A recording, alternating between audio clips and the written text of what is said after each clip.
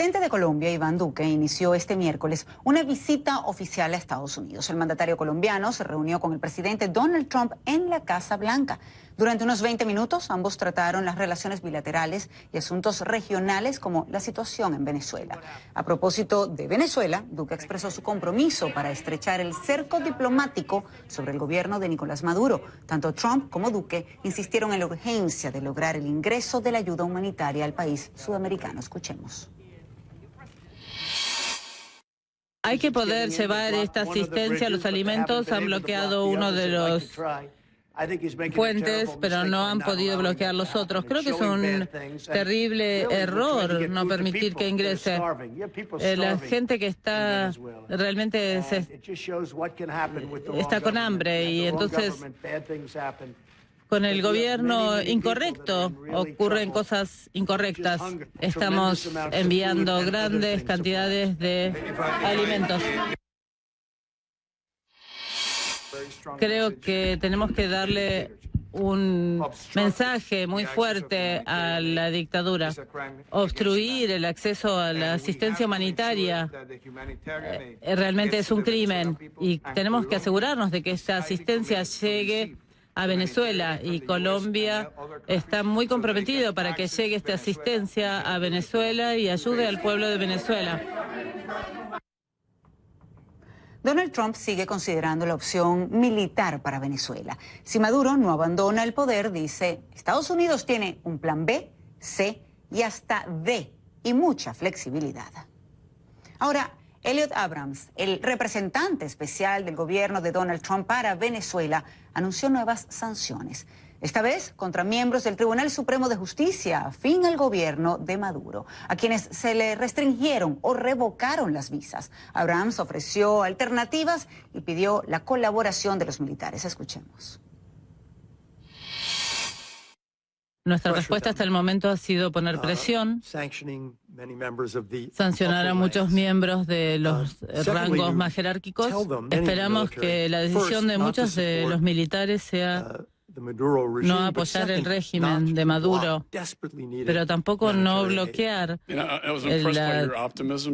realmente lo necesario de la necesidad humanitaria. Abraham se mostró optimista y aseguró que Estados Unidos seguirá presionando con la ayuda de la comunidad internacional para que esa ayuda humanitaria llegue a los venezolanos. Y ya que hablamos de Venezuela, la Asamblea Nacional del país nombró a la nueva Junta Directiva de Petróleos de Venezuela, la estratégica industria petrolera del país, también conocida como PDVSA. Con el movimiento, es el equipo de Juan Guaidó, quien se declaró presidente interino del país el 23 de enero, busca controlar la principal fuente de ingresos del país. La nueva junta directiva se ha planteado proteger los activos petroleros en el exterior o realización de auditorías. Recordemos que hace 3 semanas Washington impidió al gobierno de Nicolás Maduro disponer de los recursos provenientes de la venta de petróleo a Estados Unidos. Vamos ahora entonces ya en breve hasta Caracas precisamente para conocer un poco más los detalles de lo que sucedió hoy en la Asamblea Nacional de Venezuela. Recordemos que además Guaidó es reconocido por la mayoría de los países democráticos del mundo como presidente interino legítimo de Venezuela, y por eso precisamente se están nombrando no solamente diplomáticos, como lo ha anunciado en otras oportunidades aprobados por la Asamblea Nacional, sino ahora lo que sería la directiva de la principal petrolera, la principal empresa de petróleos de Venezuela, PDVSA, inclusive de Citgo, con una de las filiales precisamente. Un control, de ser así, que sería muy importante, así lo ha dicho Guaidó en otras oportunidades, para que esos recursos lleguen realmente a los venezolanos. Guaidó, así como otros miembros de la oposición, ha denunciado en distintas oportunidades que este dinero ha sido desviado y que ha terminado siendo, terminando en las manos de funcionarios del gobierno, producto de la corrupción en el país. Pero si les parece, vamos a escuchar a Juan Guaidó desde la Asamblea Nacional de Venezuela. Un hecho histórico para Venezuela. No solamente estamos protegiendo los activos de la nación, sino protegiendo y salvaguardando una de las industrias más importantes para el desarrollo de nuestro país. Una mujer, además, talentosísima, que va a estar a cargo de dirigir este proceso, que da todo nuestro respaldo, todo nuestro momento, pues la mujer venezolana tiene mucho que decir en todo este proceso. Y estamos muy contentos de poder ejercer funciones, de poder avanzar, insisto, no solamente con la protección de los activos necesarios, porque se robaron tanto dinero de Venezuela, sino salvaguardar la industria que va a dar pie a la reconstrucción rápida de Venezuela. Ahí estamos viendo precisamente entonces a Juan Guaidó, pues referirse a lo que sucedió hoy en la Asamblea Nacional, el nombramiento de esa directiva. Más adelante vamos a poder tener los detalles de lo que sucedió allí, los nombres también de esa directiva. Estaremos atentos, por supuesto, no solamente en Panorama Mundial, sino a lo largo de la programación de CNN en español. Tendrán ustedes también esa información. Pero continuamos con más.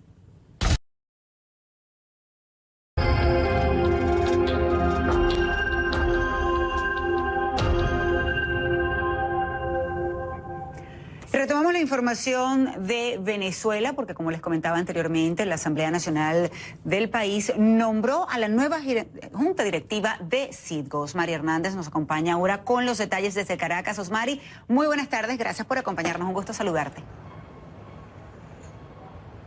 Igualmente, María Alejandra, estuvimos allí en la sesión de la Asamblea Nacional de este miércoles. Tenía 2 puntos en agenda: la situación de los trabajadores venezolanos y también la situación sanitaria.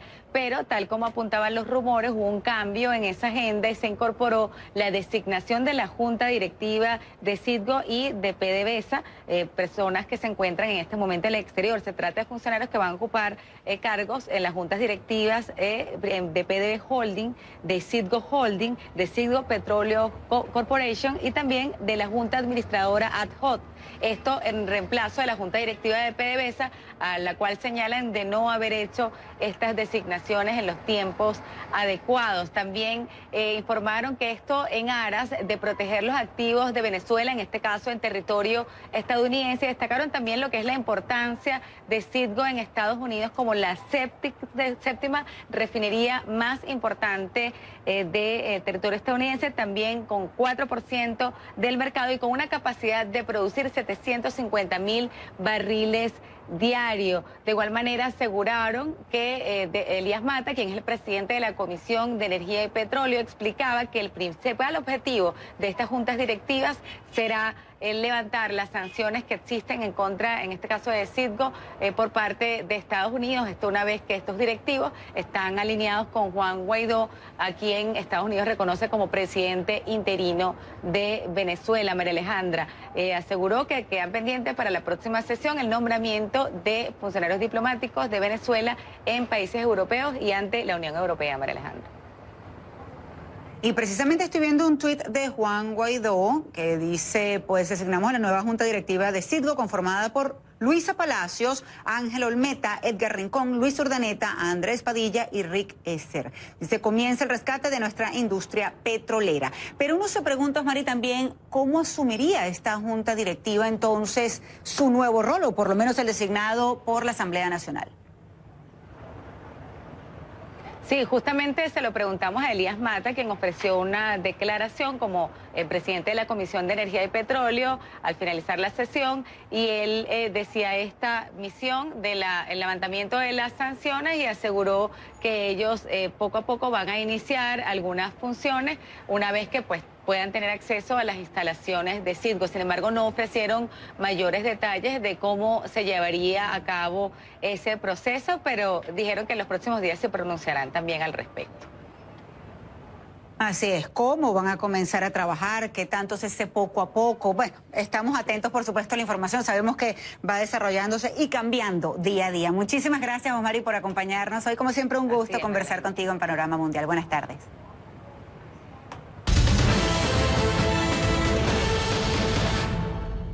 Y pasamos.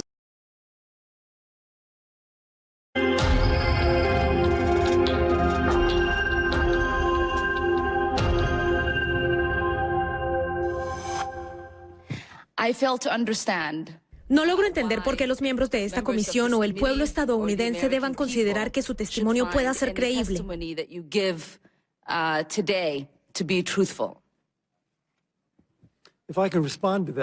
Si me permite responder. No era una pregunta.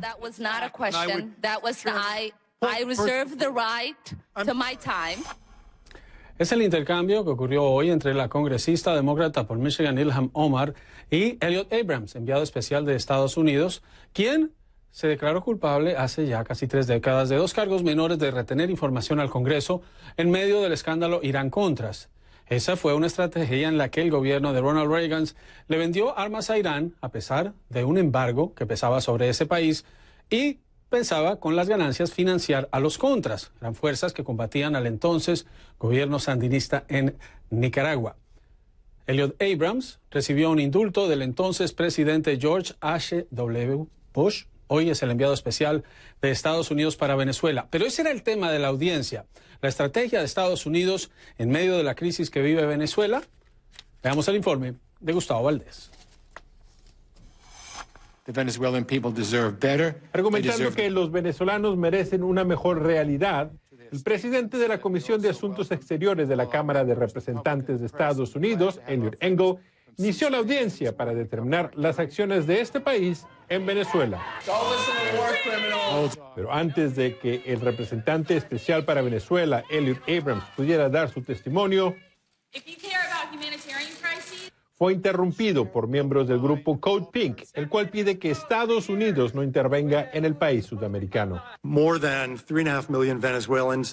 resaltó las sanciones contra el gobierno de Nicolás Maduro ya implementadas por el gobierno de Donald Trump, argumentando que siempre reconocemos que la solución a la crisis económica y política en Venezuela debe ser encabezada y realizada por los venezolanos. Pero si bien los demócratas que controlan la Cámara de Representantes y esta comisión concuerdan en que Estados Unidos debe participar en la solución de la crisis venezolana, les preocupa que el presidente Donald Trump considere una acción militar en Venezuela. Siempre hemos tomado la postura de que todas las opciones están en la mesa. Quizás no sea una buena opción. Creo ciertamente que afecta a nuestra causa y la causa de los venezolanos. El demócrata Bill Keating argumenta que esa postura solo ayuda al gobierno de Nicolás Maduro y su retórica de intervención estadounidense. Los demócratas también utilizaron la audiencia para retar las comparaciones que Donald Trump ha hecho al calificar de socialista al gobierno de Nicolás Maduro, advirtiendo sobre las consecuencias en Estados Unidos si se implementa esa ideología, como algunos de los candidatos a la nominación presidencial demócrata han sugerido. Los congresistas en la comisión insistieron que los problemas en Venezuela no son a consecuencia del socialismo, sino de malos gobiernos. Gustavo Valdés, CNN, Atlanta. Y eso ocurrió en el Congreso, pero de Washington nos vamos a Caracas. Allí se encuentra Osmari Hernández. Osmari, ¿qué ocurrió hoy en medio de la tensa situación que se vive en Venezuela? Juan Carlos, buenas tardes. Hoy hubo un sorpresivo cambio en la agenda de la Asamblea Nacional. Ya se asomaban algunos rumores de que podrían venir cambios en la directiva de Citgo, filial de Petróleos de Venezuela en Estados Unidos, y así fue. Se informó sobre un cambio en el orden del día y fue incorporado este punto, tras el cual fueron designados las juntas administradoras, una ad hoc de PDVSA, Petróleos de Venezuela, otra PD Holding, Citgo Holding y también Citgo Petroleum Corporation. Esto con el objetivo de, amparados en la ley, poder solicitar el amparo de los bienes venezolanos, en este caso en territorio estadounidense. Destacaban también algunas de las referencias de Citgo, hablaban de que representa el 4% del mercado en Estados Unidos, es la séptima refinería más grande de ese país y adicionalmente tiene una capacidad de refinación de 750.000 barriles diarios. Sobre este tema se pronunció Elías Mata, quien es el presidente de la Comisión de Petróleo, de Energía y Petróleo. Vamos a escuchar parte de lo que dijo. Se designa en primer lugar una junta administradora JO. Esta junta administradora JO suple todas las responsabilidades que tiene la empresa PDVSA. Es la junta directiva de PDVSA. Ahí está integrada por 5 personas que fueron ya debidamente designadas. Luego se designa 3 juntas directivas adicionales. PDV Holding, que es la dueña de todas propiedades en Estados Unidos de la República y a todos los venezolanos. Luego se designa Citgo Holding, que es la propietaria de todo el conjunto de refinería de Citgo, y finalmente la junta directiva de Citgo Petroleum Corporation, que es la empresa operativa, que es la que verdaderamente realiza todas las operaciones de refinación y todo lo que tiene que ver con el complejo refinador. También, Juan Carlos, se pronunció la diputada Nora Bracho de Un Nuevo Tiempo para responder a las denuncias de Delcy Rodríguez, quien denunciaba el presunto grado de toxicidad de la ayuda humanitaria que está presente en la frontera con Colombia. Vamos a escuchar parte de lo que dijo. Lo lamento mucho por ser mujer quien hace esas declaraciones. Debería tener mayor sensibilidad social, debería tener mayor sensibilidad humana y no seguir aferrada en el poder por dinero, por avaricia, por sencillamente odio. Los venezolanos queremos un cambio, queremos una Venezuela de progreso, de esperanza, de que nuestra gente tenga sus 3 papas de comida en sus mesas, que nuestra gente tenga sus medicamentos, que nuestra gente pueda ascender en la escala social. ¿Por qué no? ¿Por qué no? Que nuestra gente pueda ir a un supermercado y que su sueldo le alcance. De igual manera, el presidente de la Asamblea Nacional, Juan Guaidó, envió un mensaje de agradecimiento a los jóvenes venezolanos por haberse sumado a la movilización de este martes de manera masiva y contundente. También comentarte, Juan Carlos, que hace minutos se inició una transmisión en Venezolana de Televisión en el canal del Estado, presidida justamente por Nicolás Maduro, quien en este momento se encuentra en el estado portuguesa, en los llanos venezolanos, hablando sobre la reactivación de la industria avícola en el país. Estaremos atentos a esta comunicación para ofrecerles los detalles en nuestra programación, Juan Carlos. Muchas gracias, Osmari. Osmari Hernández reportando desde Caracas. ¿Y qué ocurre en Cúcuta, departamento de norte de Santander, en Colombia? Allí se encuentra Fernando Ramos, enviado especial. Fernando, una jornada más. ¿Algún movimiento diferente en el tema de las ayudas y del envío hacia Venezuela? Hola Juan Carlos, pues lo único que se ha anunciado por parte del gobierno de Puerto Rico es que un avión con ayuda humanitaria podría llegar a Colombia en las próximas horas. Pero todo esto ocurre en momentos que, como sabrá, se ha reunido el presidente de Colombia, Iván Duque, con su homólogo Donald Trump en Washington. Y pues esto genera todo tipo de expectativas, en algunos esperanza y en otros temor. Expectativa de esperanza porque podría llegar mucha más ayuda en los próximos días, que se suma a la que ya está aquí en las bodegas del puente Tienditas. Pero también hay quienes dicen tener temor por la posibilidad de que esto no funcione, que la ayuda no llegue y que sea una excusa para una intervención militar. Veamos qué piensan los venezolanos y los migrantes al respecto sobre estas posibilidades. ¿Tienen ustedes temor de que ocurra o una guerra civil o una intervención extranjera en Venezuela? Hermanito, ¿pero qué es lo que nos están amenazando? Es a diario, tenemos que tener temor, no es que yo soy un ser humano, yo tengo hijos, yo tengo familia y tengo que sentir el temor, hermano, como lo sentirían ustedes. Y todas esas personas que están metidas en el ejército, los que están apoyando esa dictadura, yo pienso que ellos deberían de colocarse la mano en el corazón, como están todos esos venezolanos que están allá luchando y los que están allá en Venezuela, esperando esa ayuda humanitaria. El pueblo colombiano y el pueblo venezolano son dos pueblos arraigados históricamente, son dos pueblos hermanos. Cuando nosotros hemos estado muy bien, le hemos servido con todo gusto al pueblo colombiano y damos gracias a Dios que el pueblo colombiano hoy le sirve al pueblo venezolano también. Pero lo que nos preocupa como venezolanos, y es la verdad, lo que nos preocupa mucho es el tema de que si revisamos países donde ha habido la llamada intervención humanitaria, cosas así, el resultado no es muy positivo. Basta ver Libia, basta ver Siria para saber que no está mejor que nosotros, ¿sí, hermano? Eso es lo que nos preocupa a nosotros los venezolanos. Pues Juan Carlos, los organizadores, los voluntarios que están en Cúcuta insisten en que el 23 de febrero esa ayuda va a llegar a través del puente hacia el vecino país. Puente que continúa bloqueado. Ellos insisten en un cordón humanitario entre los dos países con voluntarios, con damas blancas. Pero bueno, la situación va a ser bastante compleja porque no va a ser nada fácil esto, Juan Carlos. Así es, vemos las imágenes, Fernando Ramos desde Cúcuta, en Colombia.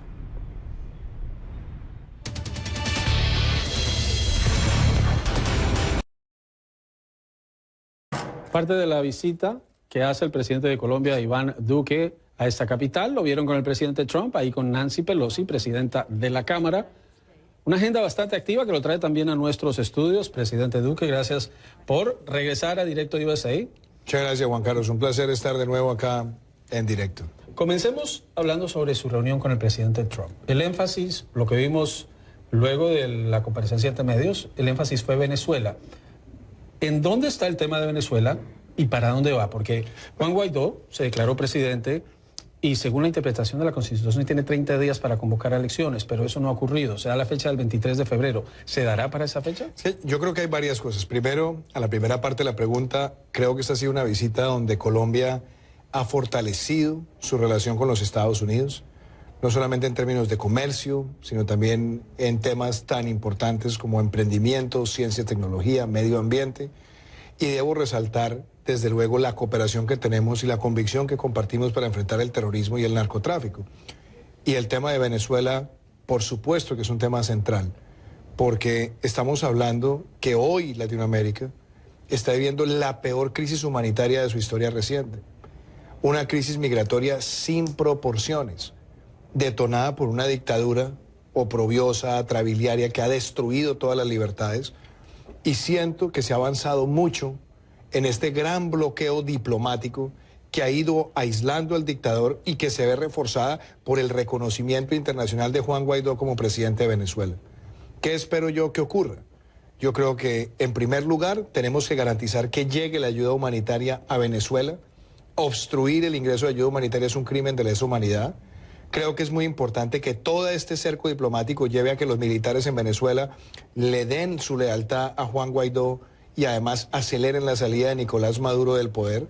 Y creo también que es importante que Juan Guaidó avance en la reconstrucción institucional de Venezuela y llamar a unas elecciones libres. Él ha dicho que convocará esas elecciones cuando termine lo que ha calificado de la usurpación, la presencia de Nicolás Maduro. Quiere decir que no ocurrirá para el 23 de febrero y ha puesto esa fecha como el día de ingreso de la ayuda humanitaria. ¿Cómo va a ingresar esa ayuda humanitaria si los puentes están cerrados? Bueno, primero lo que estamos viendo es que bloquear el ingreso de ayuda humanitaria, Juan Carlos, es un crimen de lesa humanidad. Viola muchísimas resoluciones que ha emitido Naciones Unidas para proteger a los refugiados y proteger a la población vulnerable. Entonces creo que la comunidad internacional tiene que seguir rechazando y acorralando esa decisión del usurpador y del dictador. Y por otro lado, creo que todos los países que compartimos los valores para el retorno a la democracia en Venezuela debemos garantizar todos los mecanismos que permitan que esa ayuda humanitaria sea entregada efectivamente a las personas que la necesitan. Y eso implica no solamente utilizar los puentes, eso también tiene que ser por vía marítima, por vía aérea, pero no puede un usurpador condenar a un pueblo a que se muera de hambre cuando hay países comprometidos en entregar esa ayuda humanitaria. Hoy el Corriere della Sera, en Italia, publicaba una columna que cita una carta en la que el Papa Francisco le responde a Nicolás Maduro y le dice, señor Nicolás Maduro, no presidente Maduro. Y en medio de la misiva le da a entender que los esfuerzos por mediar no han sido correspondidos con acciones efectivas. Ahora, el Vaticano y el Papa directamente no se pronuncian sobre esta carta, pero queda claro el aislamiento de Nicolás Maduro a nivel internacional. La pregunta es, ¿cómo se avanza esta situación cuando Nicolás Maduro sigue con el control de las fuerzas militares, del poder judicial, del poder electoral, de las instituciones del Estado, mientras que Juan Guaidó tiene representación en el exterior, pero no tiene poder real dentro de Venezuela? Pues yo creo que hay poder real que sí está construyendo. Yo estoy viendo al presidente Guaidó, primero, designar embajadores. Estoy viéndolo a él tomar posesión de activos de Venezuela en el exterior con el apoyo de otros gobiernos, como ha sido el caso de los Estados Unidos. Y el presidente que yo reconozco y que reconoce el gobierno colombiano es Juan Guaidó. Y yo espero que también él pueda en los próximos días nominar un nuevo presidente de Monómeros, una compañía propiedad del Estado venezolano en Colombia, y que además nombre una nueva junta directiva y que ejerzan el control sobre esos activos.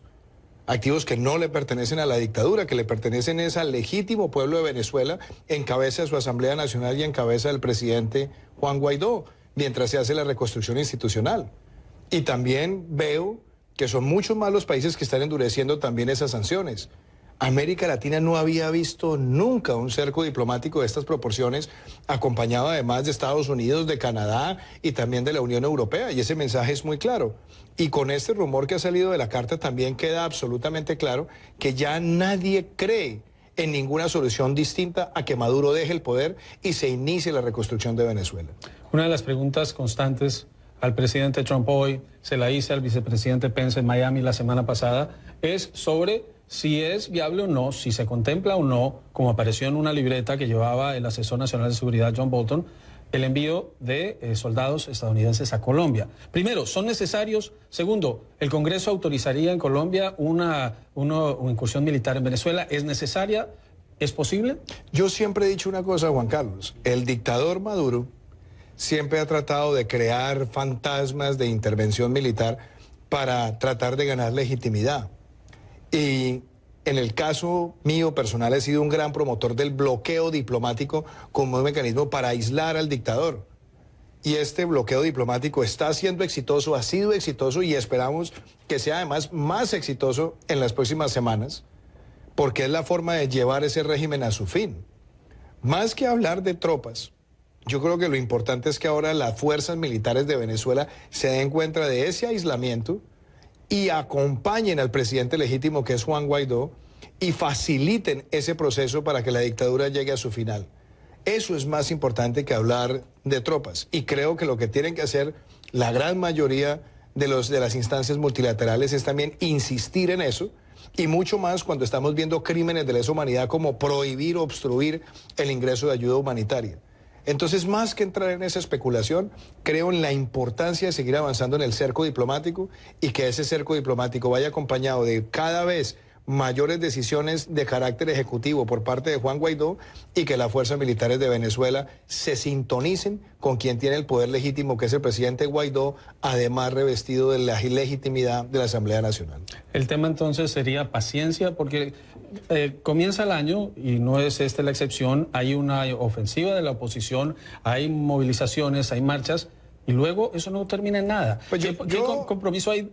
¿Qué posibilidad de que ahora sí? Porque los venezolanos están muy entusiasmados y han pasado por muchas veces en que les prometen, en general, y no salen con nada. En esta oportunidad sí va a salir la comunidad internacional con algo. Primero, yo creo que la comunidad internacional sí ha tenido cambios grandes, Juan Carlos.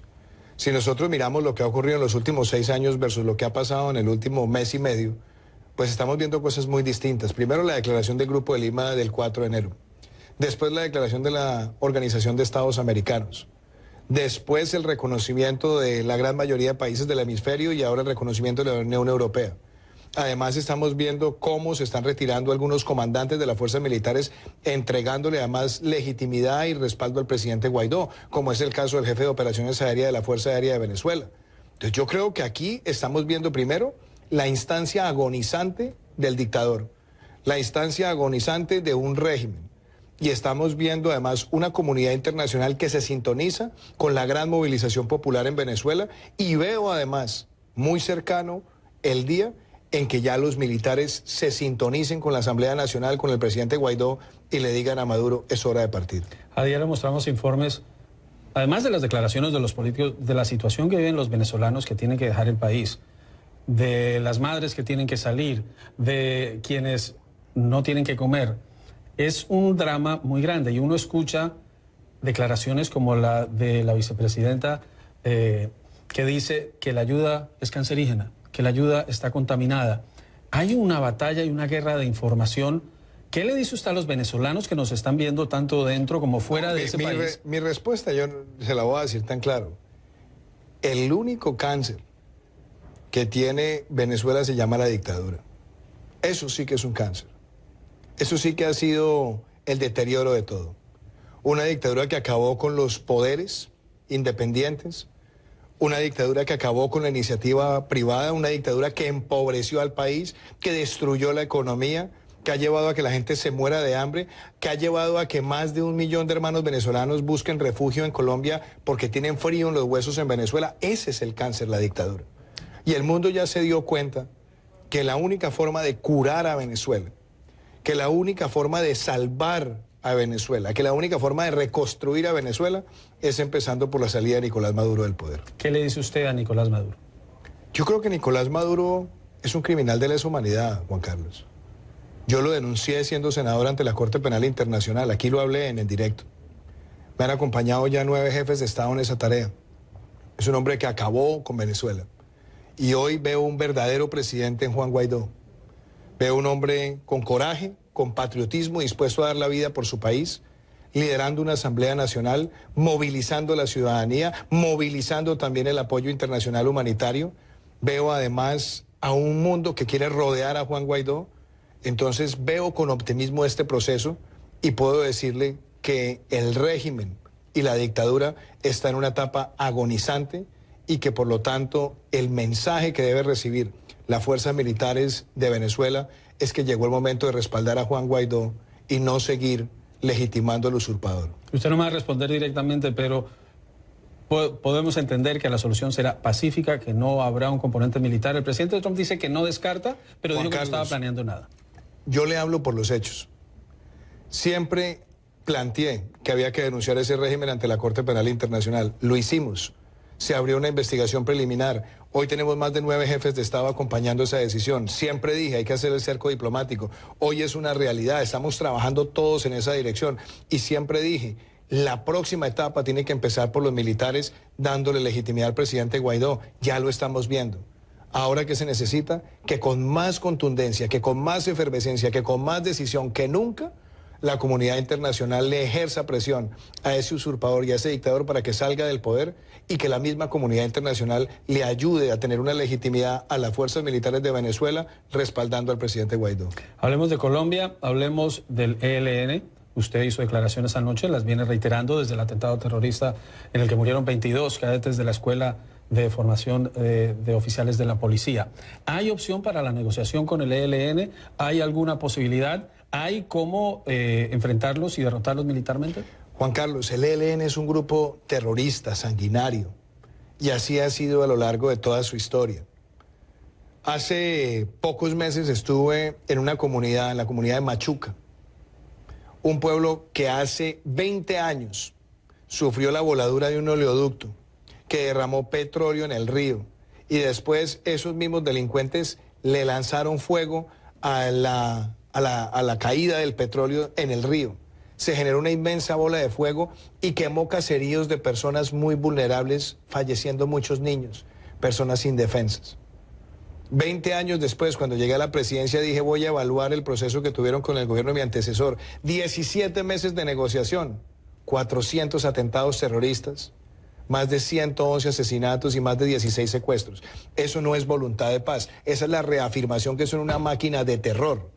¿Qué es lo que siempre dije? Que nosotros no llegaríamos a ninguna mesa ni a ninguna conversación si no liberaban todos los secuestrados y no le ponían fin a los actos criminales. ¿Cómo respondieron? Con un carrobomba que acabó con la vida de 22 muchachos, cadetes, indefensos, desarmados que habían tomado el camino del bien para ser policías de Colombia. Dimos por terminado cualquier tipo de relación del Estado colombiano con esa organización, pero además estoy pidiendo en extradición a los jefes de esa organización que estaban en Cuba, y además reconociendo que por meses planearon ese atentado terrorista, y espero que esas personas sean entregadas a la justicia colombiana. Y quiero ser muy claro, Juan Carlos, un país no puede permitir que la violencia sea un arma de negociación. No hay ninguna ideología que justifique un crimen como los que han cometido ellos, y ellos tienen claro el mensaje. Van a ser perseguidos por toda la capacidad disuasiva, ofensiva y sancionatoria del Estado colombiano, y el mensaje que le estoy dando a los miembros de esa organización a la base es que se desmovilicen individualmente y no sigan más siendo los títeres de esa maquinaria terrorista. Usted se tiene que ir porque está corriendo por Washington, pero tengo la última pregunta. Usted envió delegados a reunirse con el ELN antes de este atentado y ¿es descartable la negociación? Juan Carlos, yo lo que digo en público lo digo en privado. Yo no he mandado ningún delegado a hablar con el ELN. Mi relación con el ELN la ha llevado el doctor Miguel Ceballos, alto comisionado de paz. Y el ELN sabe cómo son las cosas conmigo, sobre la mesa y con claridad. Y ellos saben, porque recibieron el mensaje desde el primer día, este gobierno no se sienta en ninguna mesa mientras haya secuestrados y mientras sigan cometiendo actos criminales. Y hoy se los vuelvo a decir. Pero además se lo digo con la contundencia de ese grupo, que vamos a seguir trabajando con toda la capacidad ofensiva, disuasiva y sancionatoria del Estado colombiano. Iván Duque Márquez es el presidente de Colombia. Está de agenda en Washington, corriendo por esta ciudad. Presidente, muchas gracias por estar en Directo USA. Un gran placer. Muchísimas gracias. Gracias. Y tienen que